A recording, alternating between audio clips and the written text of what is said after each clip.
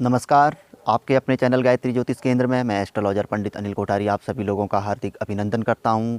जैसा कि मैंने पूर्व के वीडियो में बताया था कि मैं आप लोगों के लिए अगला वीडियो हस्तरेखा के माध्यम से हम कैसे जानेंगे कि हमारा प्रेम विवाह होगा या हमें भरपूर प्रेम अपने जीवन में प्राप्त होगा। इसके अलावा द्विविवाह योग के बारे में जानकारी दूंगा करके, तो वही वीडियो मैं आज आप लोगों के लिए लेके आया हुआ हूँ। तो जानकारी शुरू करने से पूर्व कुछ लोग चैनल पर नए आए हुए होंगे, तो मेरा उनसे विनम्र अनुरोध है कि वह वीडियो को अंत तक ज़रूर देखिएगा और उसके बाद डिसाइड करिएगा कि क्या मेरी जानकारी अच्छी है, उचित है। यदि उन्हें जानकारी अच्छी उचित लगती है तो वह चैनल को ज़रूर सब्सक्राइब करें और ऐसी ही जानकारी के वीडियो लगातार देखने के लिए नोटिफिकेशन बेल आइकन को अवश्य ही प्रेस करें। तो शुरू करते हैं आज की जानकारी। हस्तशास्त्र के बारे में दो चीज़ें मैं आपके सामने क्लियर कर देना चाहता हूँ। पहली चीज़ कि हमारे हाथ की वो रेखाएं जो हमें दिखाई नहीं देती, जिनके लिए हमें लेंस का सहारा लेना पड़ता है, वो रेखाएं 24 से 28 दिन के भीतर बदलने लगती हैं। बाहर की जो रेखाएं होती हैं वह अपनी जगह पे हमेशा ही स्थिर रहती हैं, फेरबदल होता है, लेकिन वह हमें सिर्फ लेंस के माध्यम से ही देखने में आता है। दूसरी चीज़, हस्तरेखा शास्त्र में हर जगह पे अलग अलग बातें बताई गई हैं, भले ही वह कीरो का हस्तशास्त्र क्यों ना हो। लेकिन यहाँ पर को मैं आपको वो चीज़ बताऊँगा जिन गुरुजी से मैंने यह चीज़ सीखी, जिन्होंने मुझे यह सिखाया, वह अपने आप में हस्तरेखा के बहुत बड़े विशेषज्ञ और बहुत बड़े ज्ञानी हुआ करते थे। तो जो चीज़ें उन्होंने मुझे बताई है वही चीज़ का ज्ञान मैं आपको इस वीडियो में दूँगा।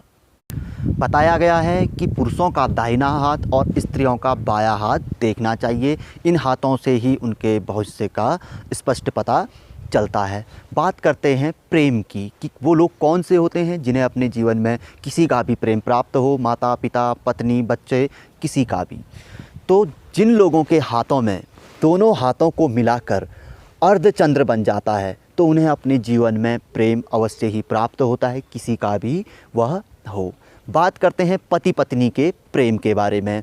यदि पुरुषों के दाहिने हाथ में यह जो मस्तिष्क रेखा होती है, आपको स्क्रीन में दिखाई दे रही होगी, इसके ऊपर पे यदि अर्धचंद्र बन जाता है बिना कटे हुए, तो ऐसे पुरुषों को उनकी पत्नी का भरपूर प्रेम अंत समय तक जीवन में प्राप्त होता है। और बाएं हाथ में भी मस्तिष्क रेखा के ऊपर जिन स्त्रियों का अर्धचंद्र बन जाता है बिना कटे, तो उनको अपने पति का जीवन में अंत समय तक भरपूर प्रेम प्राप्त होता है। अब बात करते हैं कि किन लोगों का प्रेम विवाह हो सकता है और किन लोगों का द्विविवाह योग हस्तरेखा के माध्यम से बताया जा सकता है। बात करते हैं मित्रों, ये अंगुष्ठ है, इसके बाद जो पहली रेखा मणिबद्ध से ऊपर को जा रही है यह जीवन रेखा कहलाती है। इसके बगल वाली जो रेखा है वह भाग्य रेखा कहलाती है। यदि जीवन रेखा से मणिबद्ध से यहाँ से कोई दूसरी रेखा यदि अगर निकलनी शुरू हो जाए तो कहा जाता है कि ऐसे व्यक्ति का जीवन में द्विविवाह योग बन सकता है हस्तरेखा के माध्यम से।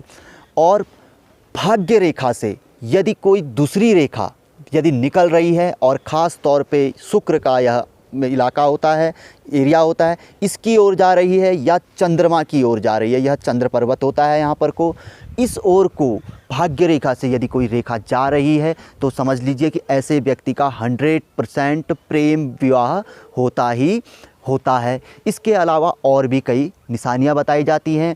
पुरुष के दाहिने हाथ में यदि नाव, तराजू इत्यादि बन जाए तो उसके प्रेम विवाह होने का योग बनता है, और स्त्रियों के भी तराजू या नाव बन जाए तो प्रेम विवाह होने का योग बनता है। एक स्थिति और है, यदि आपके जीवन रेखा और हृदय रेखा से रेखाएं तो निकली हैं, यानी कि द्विविवाह की और प्रेम विवाह की, किंतु यदि आपके हाथ में द्वीप बन जाता है, जैसे टापू होता है या गोल चक्र बन जाता है, तो समझ लीजिए कि आपका वह योग टूट भी सकता है, यानी कि होते होते वो चीज़ें आपकी हमेशा ही रुक जाएंगी, भले ही वह प्रेम विवाह हो या किसी का दूसरे विवाह होने का योग हो। तो यह हमारे गुरुजी जिनसे मैंने हस्तरेखा के बारे में जानकारी ली, उन्होंने यह चीज़ें मुझे बताई, और इसका शास्त्रों में भी प्रमाण है। जो हस्तरेखा के शास्त्र है वह भी लगभग यही चीज़ें स्पष्ट करते हैं। तो यही थी मित्रों संक्षिप्त जानकारी। अब कोई हमारे पास होता, हम तो उसके हाथ देख के हम उसके बारे में बहुत कुछ बता भी सकते हैं। तो कैसी लगी जानकारी? यदि जानकारी आपको अच्छी लगती है, पसंद आती है, तो आप वीडियो को लाइक कर सकते हैं, आगे बढ़ाकर शेयर कर सकते हैं। तो मिलूँगा ऐसी किसी जानकारी के साथ अगले वीडियो में। तब तक के लिए नमस्कार। जय श्री राम, जय श्री कृष्णा, ओम नमः शिवाय।